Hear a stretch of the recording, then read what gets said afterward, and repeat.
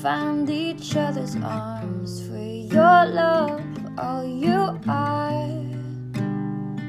I'd start a riot. I'd start a riot. Benjamin Mays said that not failure, but low aim is sin. Makes sense to me. Welcome back to Morning Coffee with Rick Alexander. That intro music was by Brittany Taylor. She's at Barbell Brittany on Instagram, and I am at Rick Alexander _ and at Lionheart Radio. If you want to connect with me, talk about the show in any way, talk about the coaching, that's probably the best way to do that. Also, we have opened up the second Clarity Academy, and it's about half full. That course starts in April, and that course is, truthfully, it's for people with the drive to push for more than their life is currently giving them. It's sort of what I like to do is take all of these sort of personal development principles and I've packaged them into a 12-week course. And the reason I did that is because throughout a lot of things that we do in our lives, we tend to accomplish the things we want to accomplish. And then we sort of look around and we say, well, now what? Like, now what do I do? Is there anything more to this life? And of course there is, but most people don't know really where to look for more or even what that means. And so that was sort of the impetus behind beginning this course. And of course now it's morphed into this thing that has really changed a lot of lives, and I'm super proud of it. If you're interested in this program, hit me up or check it out, rickalexander.com. I've got an informational video there, and I talk about what all the course entails. So today, I wanted to talk about, one of the things I talk about on Morning Coffee a lot is the thing that you want to do. And I call it the thing that you want to do because I don't know what that is, but you probably do, right? Like a lot of us have this like low level burning to do something more with our lives, to start a business, to start a project, write a book, whatever that looks like to you. There's something that you've wanted to put into the world, but that you haven't yet. And one of the reasons that we don't put the thing into the world, or we don't always go for it like we know that we should, is because we're so afraid of what people might think. I think it was the founder of LinkedIn who said, if you are not embarrassed by your first version, you waited too late to launch. And of course, he's talking about business, but you really can apply that to everything. This whole life thing is about trial and error. It's about figuring out who you are as you butt your capabilities up against adversity, because that's how you create this person that you want to be, this thing that you want to do. It's not enough to have these thoughts bouncing around our head all the time. We have to actually engage with reality to figure out what it actually looks like when our dreams become manifested and what that requires of us. Now, I read something the other day, and it really brought me back. I'm going to say it to you too, because I think one of the main reasons that we don't really go for the thing that we want in this life is because we're too afraid of being embarrassed. We're too afraid of not going for it because of what people might think. And the reality is sometimes you put things out there and people have an adverse reaction to them. But I read something that was really interesting, and it's probably going to hit you pretty deep. It did at least me. So there's a study, and the average amount of people that go to a funeral is 10 to 15, which means when you die, most likely there will be 10 to 15 people at your funeral. And do you know what the number one reason was that people did not attend a funeral of somebody that they knew? The weather that day. That's it.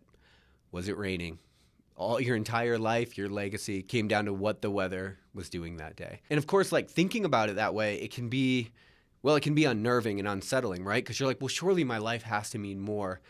Or has to mean more to get somebody past a rainy day. But the reality is that everybody is so busy being the star in their own movie and their own show. They're all so self-consumed. We are also self-consumed with the things that we're doing. We don't really have a lot of time or a lot of bandwidth to think about what other people are doing.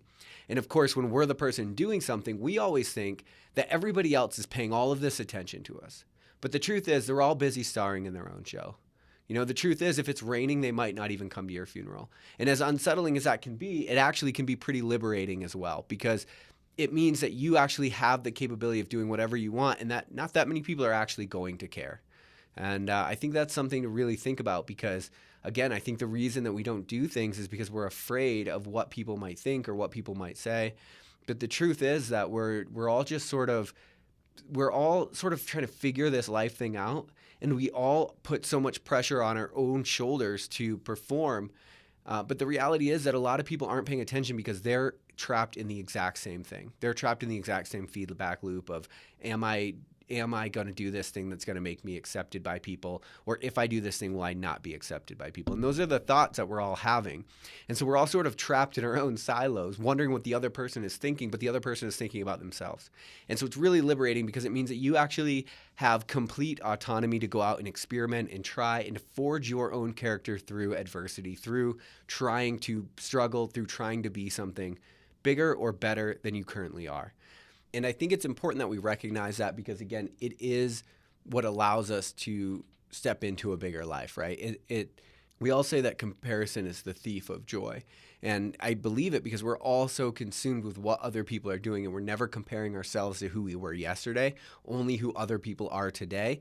And then when we compare ourselves to them, we're not even actually comparing ourselves to them. We're comparing ourselves to their highlight reel.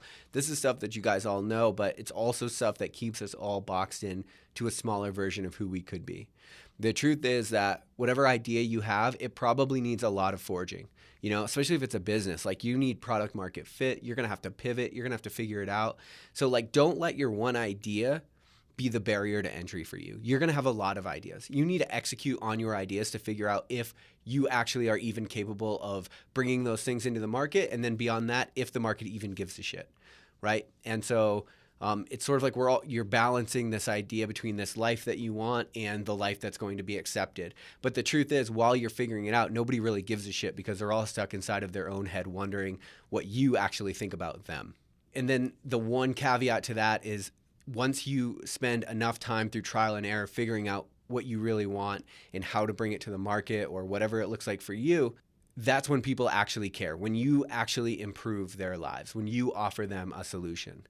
But the liberating part is that you get to mess with what that solution looks like. You get to mess with all of these different factors in your own life if you just stop taking yourself so damn serious and realize that other people aren't nearly as concerned with what you're doing as you think that they are.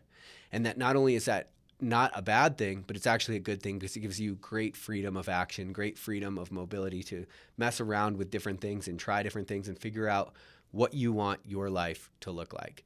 But I think the world would be a better place if we all gave a couple fucks less about what everybody thought of us. I love y'all. Have a great week. I'll talk to you later on Morning Coffee.